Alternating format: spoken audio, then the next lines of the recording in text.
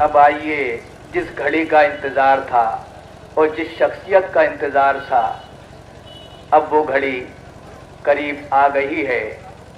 इस कार्यक्रम की अध्यक्षता कर रहे सामाजिक, राजनीतिक, धार्मिक और व्यापारिक सलाहकार श्री इस्माइल बाटलीवाला जी से गुजारिश कर रहा हूं कि वो डाइस पर तशरीफ़ लाएं और देश की उन्नति के लिए अपने कीमती विचार साझा करके मार्गदर्शन पेश करें। अस्सलाम वालेकुम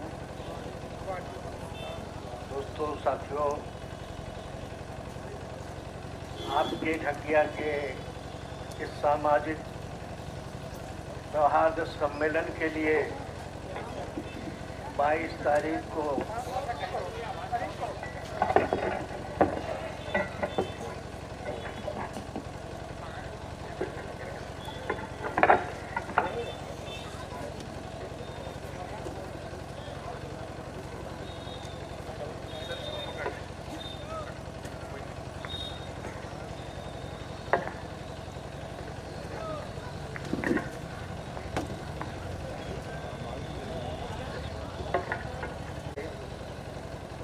मैं एक दर्दनाक सूचना दे रहा हूं ढकिया के लोगों को और पुलिस प्रशासन को। हम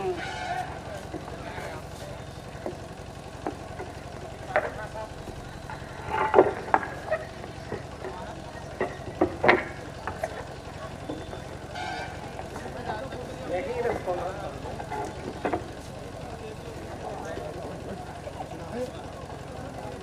हम जब 22 तारीख को मुंबई से निकले हैं, 22 तारीख को मुंबई से जब हम निकले हैं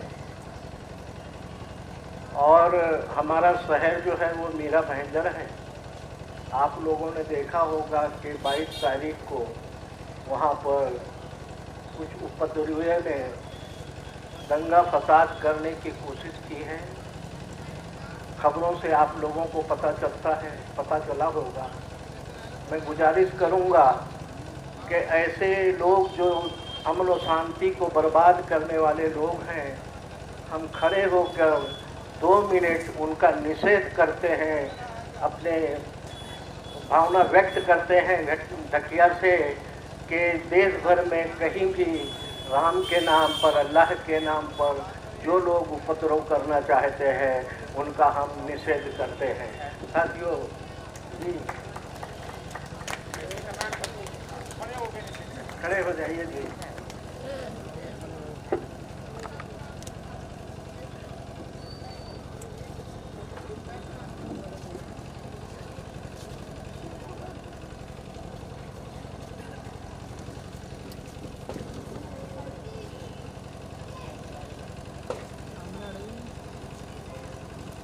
जी शुक्रिया, बैठ जाइए।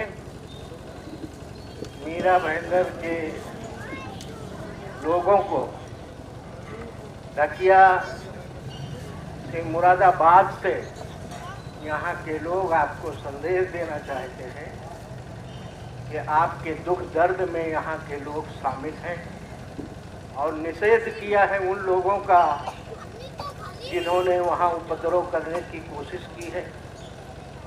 इसी के साथ में मैं ऐलान करना चाहता हूँ कि एडवोकेट आदित्य कुमार जी जो एक मुहिम चला रहे हैं, भोज का, सबको मिला जुला भोज खाने का, मिली जुली सभ्यता को बरकरार रखने के लिए मैं उनसे निवेदन करता हूं कि आपने जो यहाँ पर ऐलान किया है, इस इलाके में जो कार्यक्रम आपका भोज का चलता है, मैं आप लोगों को न्योता देता हूं, पूरे ढकिया को न्योता देता हूं कि मीरा भाईंदर में आए और आपका इस तरह का एक कार्यक्रम वहाँ आयोजन करें।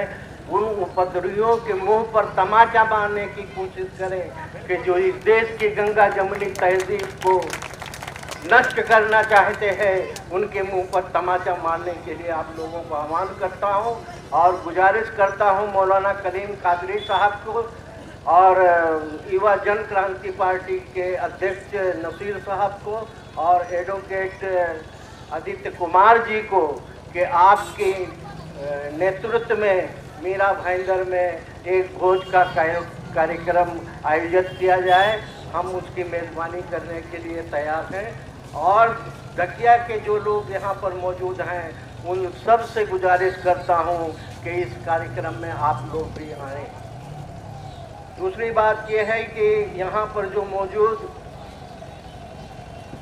मुफ्ती सादिक साहब, एडवोकेट श्री वीरेंद्र रोहिला जी, श्री नाजिम इंजीनियर जी, श्री जगदीश नेता जी, श्री अनीस मियाँ जी, श्री जयप्रकाश जी, श्री मास्टर उमर जी, श्री मास्टर असलम जावेद जी, एडवोकेट श्री याकूब जी, चेयरमैन प्रत्याशी नगर पंचायत ढकिया, डॉक्टर श्री शहनवाज जी, डॉक्टर श्री इकरार भारतीय जी, मास्टर श्री फ़हीम जी, मास्टर श्री रईस जी, मास्टर श्री नदीम जी, मास्टर श्री नसीर जी, श्री अबू बकर नन्हे कबाड़ी जी, श्री मोहम्मद रफ़ीक जी, श्री इकराम जी, श्री नावेद अख्तर जी, श्री वसीम राही जी, श्री सुमित कुमार जी, श्री जुल्फ़िकार जी,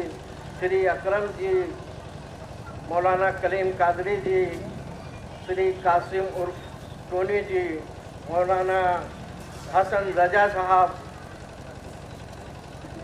श्री तुषार जी, श्री रविंद्र सिंह जी, श्री अजय जी, श्री पारस जी, श्री ऋतिक सैनी जी, श्री रोहित सैनी जी और प्रशासन के जो अधिकारी यहाँ पर मौजूद हैं, इन सब का मैं शुक्रिया अदा करता हूँ, धन्यवाद अदा करता हूँ कि आप लोग इस प्रोग्राम में शरीक होकर सहयोग दिए हैं।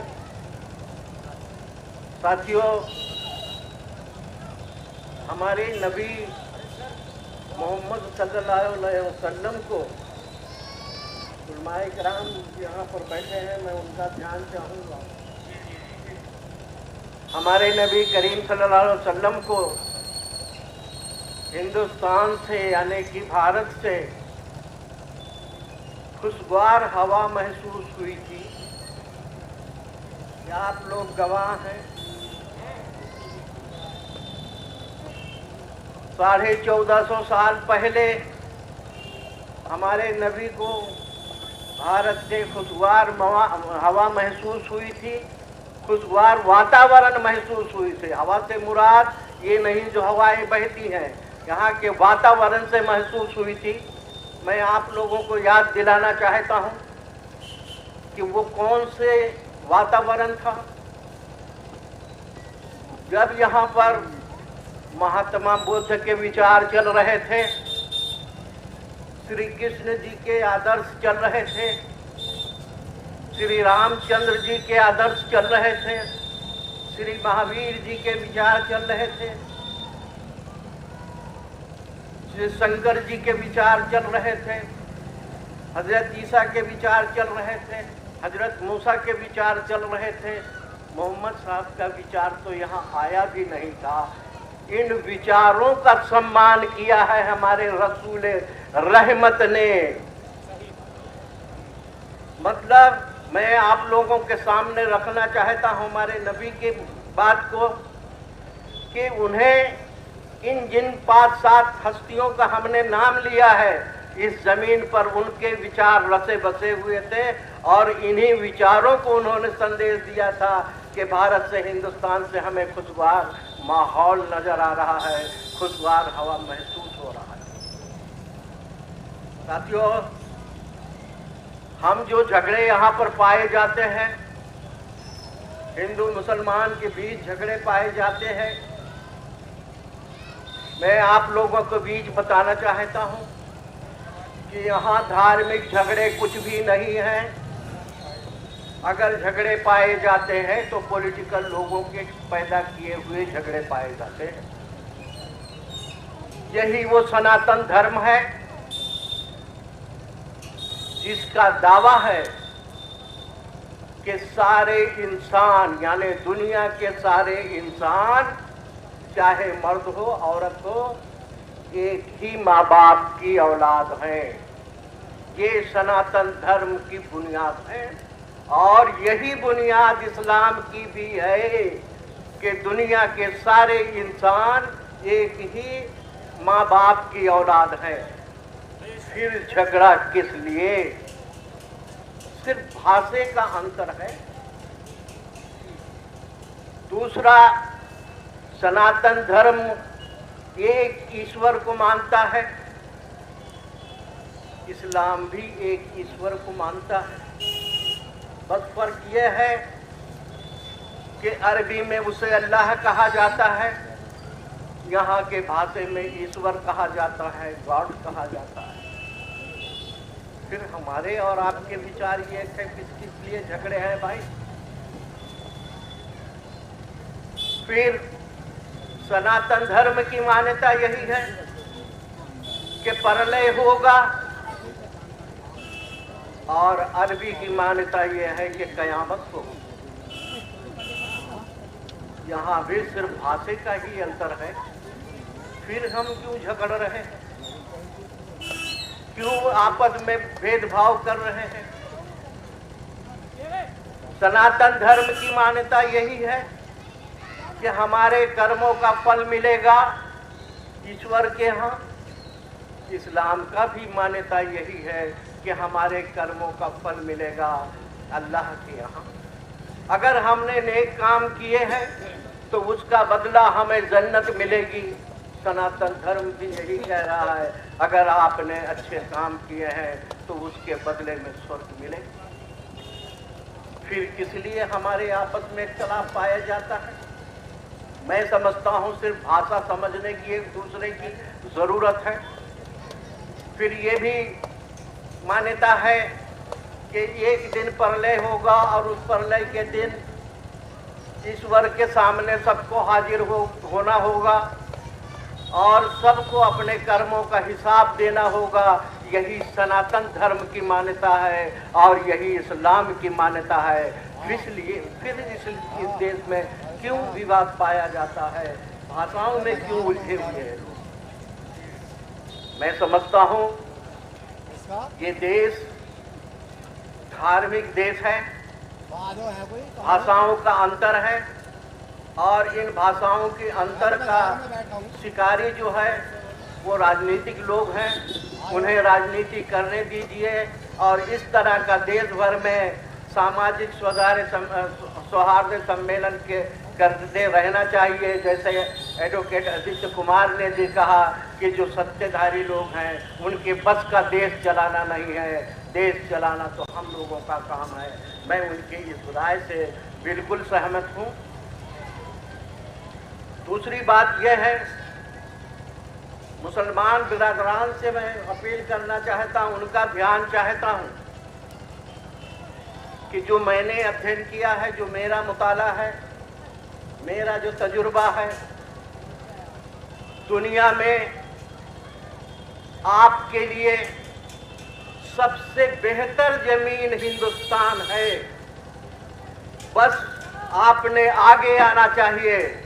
कुछ ताकतें हैं जो आपको ढकेलने की कोशिश कर रहे हैं, पीछे ढकेलने की कोशिश कर रहे हैं। आप पीछे जाएं नहीं। ये देश तुम्हारा घर है, ये देश तुम्हारा देश है, इसलिए आप यहाँ पर जिम्मेदारी संभालनी चाहिए और संभाल भी रहे हैं। लेकिन कुछ गलतियाँ जो फैलाई जा रही हैं उसको मैं ध्यान दिलाना चाहता हूँ। इस घर में अगर कुछ कूड़ा करकट जमा हो रहा है तो ये आपकी जिम्मेदारी है कि उस कूड़ा करकट को आपने सफाई करने में आगे आना चाहिए।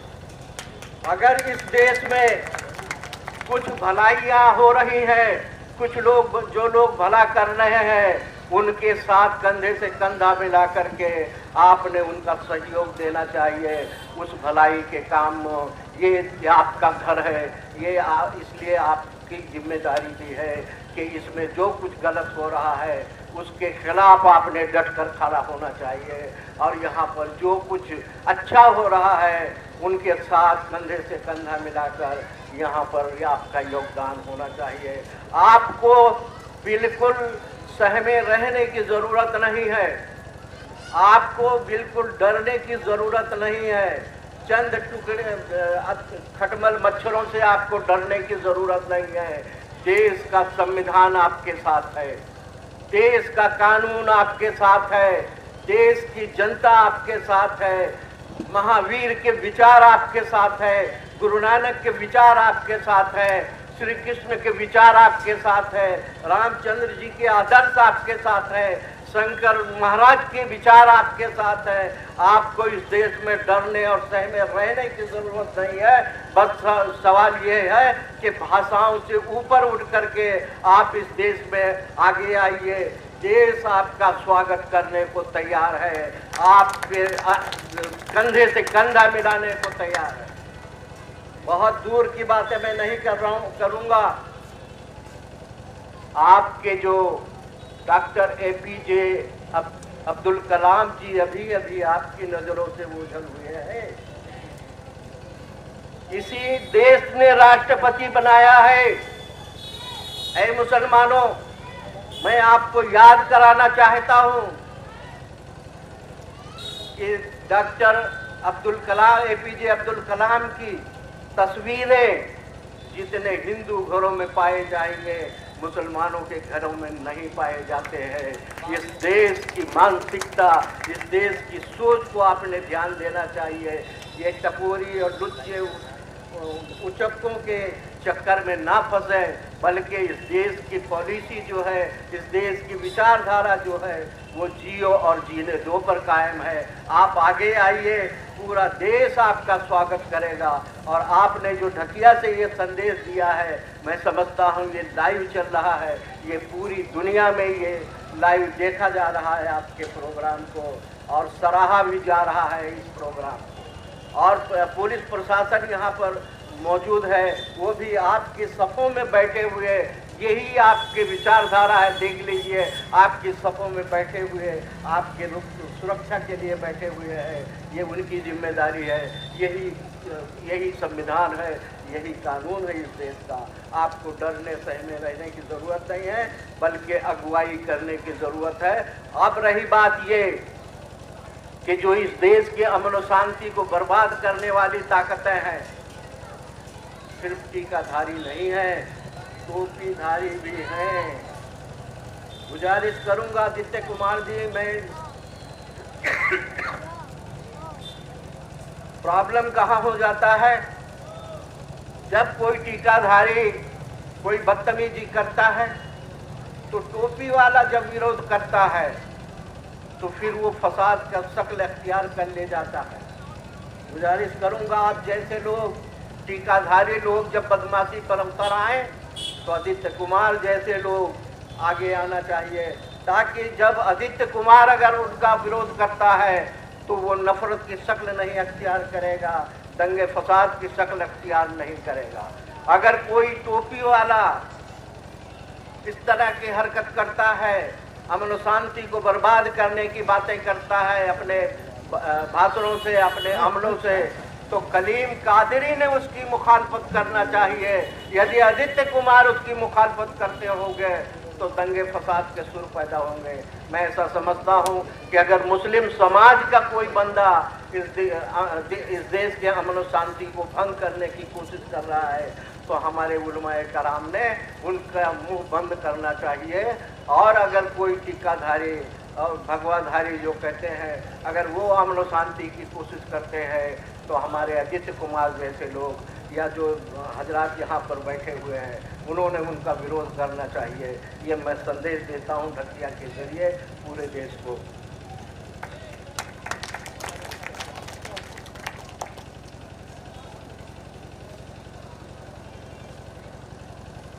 दूसरी बात, हमारी मंदिरें और हमारी मस्जिदें सिर्फ पूजा के लिए रिजर्व हो चुकी है, सिर्फ पूजा वहां हो रही है। मंदिर जाने वाले पूजा करके माथा टेक कर चले आते हैं, आवाम को उसका कोई फायदा नहीं मिलता है। मस्जिद में जाने वाले वो भी माथा टेक कर चले आते हैं। मैं इन दोनों लोगों से, जो गिरजाघर है वो भी, या बौद्ध विहार वो भी, या गुरुद्वारा है वो भी, यहाँ से मैं संदेश देना चाहता हूँ कि इन पूजा स्थलों में सामाजिक कार्य भी होना चाहिए। सिर्फ पूजा के लिए इस्तेमाल नहीं होना चाहिए। जिनके नाम पर मस्जिद बनी है, जिनके नाम पर मंदिर बनी है, जिनके नाम पर गुरुद्वारे बने हैं, उनके नाम अगर हम लोग ले रहे हैं तो उनके जो पहचान है वो सामाजिक भलाई की पहचान है। इसलिए उनके नाम पर जो भी पूजा स्थल चल रहे हैं वहाँ पर सामाजिक काम की शुरुआत की जाए। रही जगहों की किल्लत हो सकती है, मैं उन सबको संदेशा देना चाहता हूँ कि कम से कम वहाँ एक टीचर रख सकते हैं जो बच्चों को ट्यूशन दे सकते हैं, एक वकील रख सकते हैं जो कानूनी सलाह दे सकते हैं, एक डॉक्टर वहाँ पर रख सकते हैं जो लोगों की तबीयत के बारे में नुस्खा दे सकते होंगे, उनके इलाज की सलाह दे सकते होंगे। ऐसे बहुत सारे काम हैं। ये मैं 3 काम छोटा इसलिए बता रहा हूँ कि छोटी जगहों में हो सकेगा, लेकिन जिनके पास रकबे ज़्यादा है, बड़ी ज़मीन ज़्यादा बैठने की व्यवस्था है, उनके यहाँ और भी प्रोग्राम किए जा सकते हैं।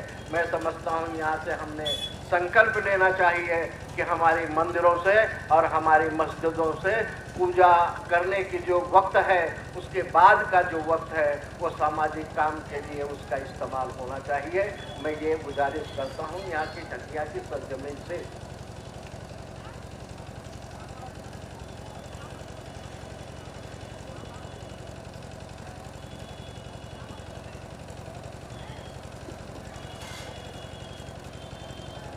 साथियों, एक यहाँ पर हमारे देश में कुछ बड़ी आवाज में राम राज की आवाज उठती है कि इस देश में राम राज होना चाहिए, राम राज आना चाहिए। बिल्कुल मैं सहमत हूँ, आना चाहिए। कुछ आवाजें होती हैं कि यहाँ पर अल्लाह का राज आना चाहिए। बिल्कुल मैं सहमत हूँ, आना चाहिए। आप सबको ये भी बताना चाहता हूँ, कुछ लोग बुद्ध के राज आना चाहिए, इस तरह की बातें करती हैं। मैं उनके सबको आपके जरिए, ढकिया के जरिए संदेश देना चाहता हूँ। यहाँ की व्यवस्था की तरफ आप गौर से देखिए, ध्यान से देखिए, तो यहाँ राजा कोई माँ की पेट से पैदा नहीं होता है, बल्कि आपके ऊंट से राजा चुना जाता है।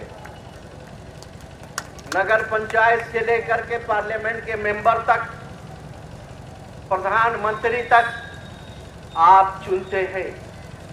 बस फर्क इतना ही है कि बदमाशों को चुनना छोड़ दीजिए, शरीफों को चुनना शुरू कर दीजिए। यही राम राज हो जाएगा, यही बुद्ध राज हो जाएगा, यही अल्लाह का राज यही हो जाएगा।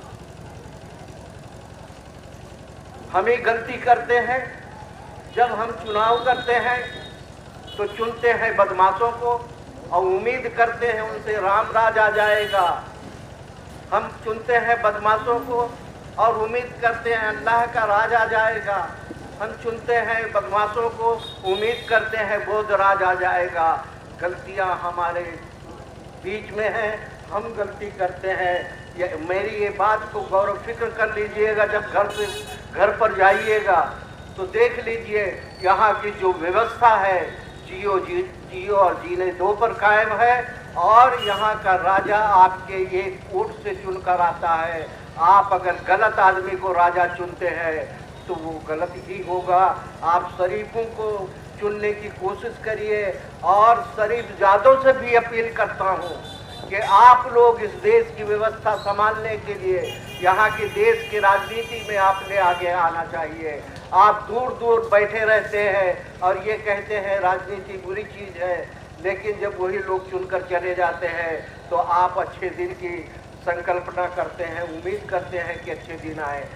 अजीब बात है, आप जब चुनाव करते हैं तो बदमाशों की करते हैं और फिर बदमाशों से उम्मीद करते हैं कि अच्छे काम होंगे। ये मैं समझता हूँ ये आपकी सोच मुनासिब नहीं है। आप लोगों ने अच्छे लोगों के साथ खड़े रहना चाहिए और चुनाव अच्छे लोगों का करना चाहिए। पार्टी बंदी से ऊपर हटके मैं संदेश देना चाहता हूँ, पार्टी बंदी से ऊपर हटके यदि आप ये लक्ष्य बना लेते हैं कि हम शरीफ जादों को चुनकर लाएंगे, बिल्कुल इस देश में राम राज हो जाएगा, अल्लाह का राज हो जाएगा, बुद्ध का राज हो जाएगा। दोस्तों, इसको कोई ताकत रोक नहीं पाएगी। हम अपने चुनाव में गलती करते हैं, इसलिए ये सब होते रहा।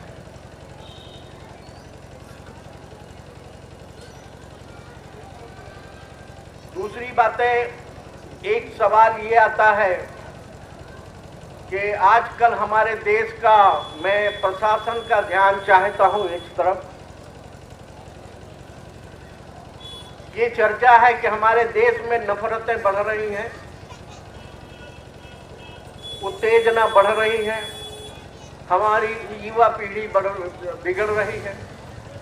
बिल्कुल ये सच है, लेकिन मैं याद कराना चाहता हूं कि ये दिन जब हमारे बीच क्यों आए हैं। जब से अमेरिका और इस्राइल की एंट्री हमारे देश में हुई है, उस दिन से हमारे देश में ये खुराफात ने जन्म लिया है ज़्यादा परसेंटेज में।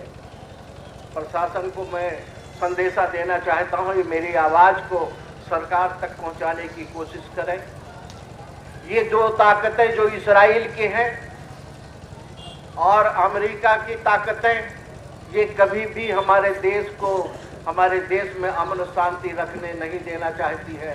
तो फिर हमारे जो बेरोजगार नौजवान हैं उनको इस्तेमाल करती हैं, उनको फंडिंग करती हैं, वो चोर दरवाजे से करती हैं, हमें आपको पता नहीं होता है।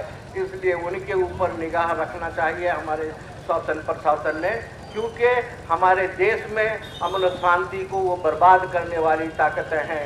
उनसे हमें निपटना भी चाहिए और उनसे हमें दूरी बनाए भी रखना चाहिए। वो चाहती है भारत देश के अंदर भी इस्राइल और फिलिस्तीन बन जाए। मैं समझता हूँ इस नजरिए को, इस सोच को हमने नाकारना चाहिए। दूसरी तरफ ये हम देख रहे हैं कि दुनिया के कई इलाकों में जंग जारी है। यूक्रेन और रशिया की जंग जारी है, इस्राइल और फिलिस्तीन की जंग जारी है। मैं जब गौर करता हूं तो इतनी तरह के हथियार इस्तेमाल हो रहे हैं कि उतनी तरह की सब्जियां हमारे बाजार में नहीं मिल रही हैं। दोस्तों, इतनी तरह के हथियार उन जंगों में इस्तेमाल हो रहे हैं कि हमारे बाजार में उतने तरह के फल नहीं मिलते। जितने हथियार इस्तेमाल हो रहे हैं उतने हमारे बाजार में अनाज नहीं मिल रहे था। मैं इसके निष्कर्ष पर आया हूं, ये दुनिया लुच्चे उचंकों और जाहिलों के कब्जे में जा चुकी है और हम शरीफ जादों की जिम्मेदारी है कि अपने लिए, अपने नस्ल के लिए, अपने देश के लिए इस पर चिंता करना चाहिए और सोचना चाहिए कि कम से कम हम दुनिया में तो कुछ नहीं कर सकते हैं, लेकिन अपने देश में तो हम कर सकते हैं, अपने बॉर्डर के अंदर तो हम रह करके कर सकते हैं। मैं समझता हूँ ये देश महात्मा बुद्ध का देश है, श्री रामचंद्र जी का देश है, महावीर का देश है, गुरु नानक का देश है, शंकर जी का देश है, वगैरह वगैरह इन महापुरुषों का देश है।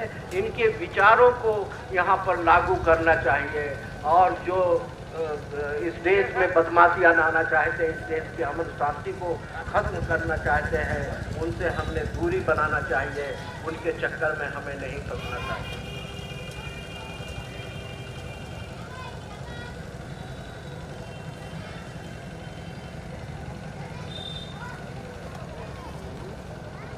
साथियों, एक तो ये है कि हम लोग जो है आपस में झगड़ते रहते हैं, गलत तरह के बहस करते रहते हैं। कोई खड़ा होता है कि भाई हिंदू धर्म जो है सबसे बेहतर है, सनातन धर्म बेहतर है। कोई कहता है ईसाई धर्म बेहतर है, कोई कहता है बुद्धिस्ट धर्म बेहतर है, कोई कहता है इस्लाम धर्म बेहतर है। मैं उन सब का ध्यान चाहता हूँ। धर्म तो दुनिया में एक ही है साहब, धर्म तो दुनिया में एक ही है साहब। और धर्म की परिभाषा, उसकी जो बुनियाद है वो दो चीज़ों पर टिकी हुई है कि जो अपने लिए पसंद करते हो वही दूसरों के लिए पसंद करिए। ये धर्म की पहली बुनियाद है। दूसरी बुनियाद ये है धर्म की कि आप ईमानदार रहिए। साथियों, अगर आप कहते हैं हम मोहम्मद वाले हैं, मैं बताना चाहता हूं कि अगर आप ईमानदार नहीं हैं तो आप मोहम्मद वाले नहीं हैं, अल्लाह वाले नहीं हैं।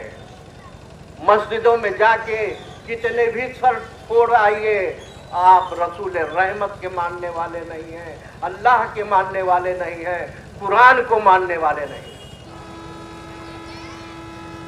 दूसरी तरफ बताना चाहता हूं, जो कहते हैं सनातन धर्म बेहतर है, बिल्कुल सनातन धर्म बेहतर है। मैं उसकी वकालत करता हूं।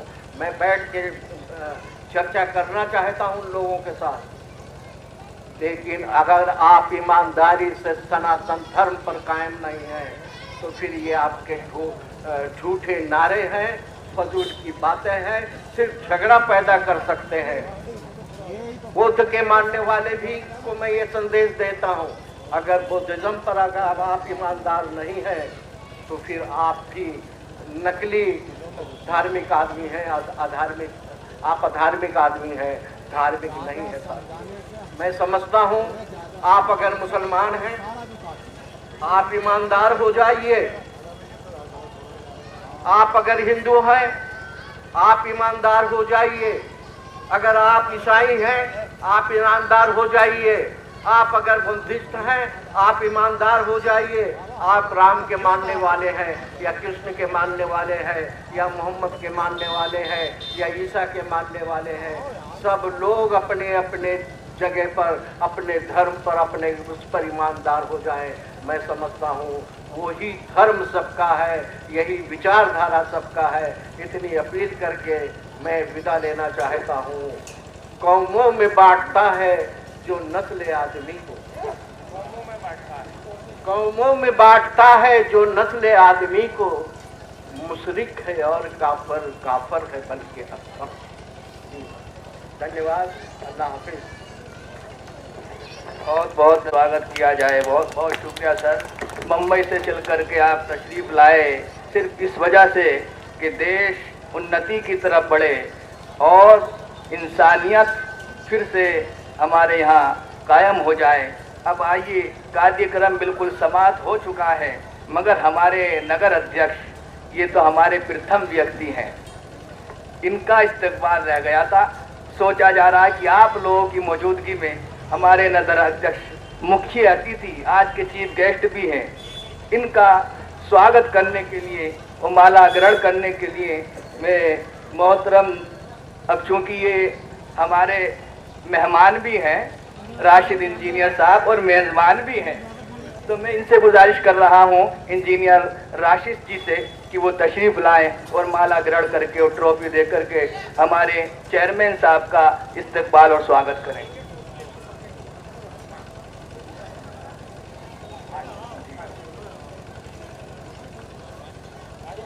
और सारे लोग इधर आ जाएं, एक यादगार फोटो भी हो जाएगा।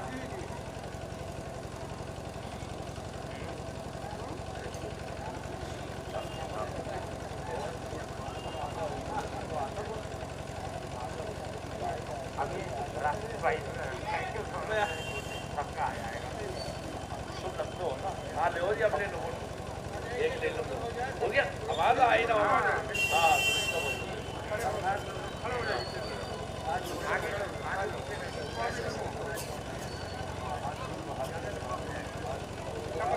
मैं गुजारिश करूंगा सारे ही जो हमारे मंच पर हिंदू भाई भी हैं, मुस्लिम भाई भी हैं, सब हाथ जोड़ करके एक बार ये फोटो खिंचाएं। हाथ उठा लें और हाथ जोड़ लें।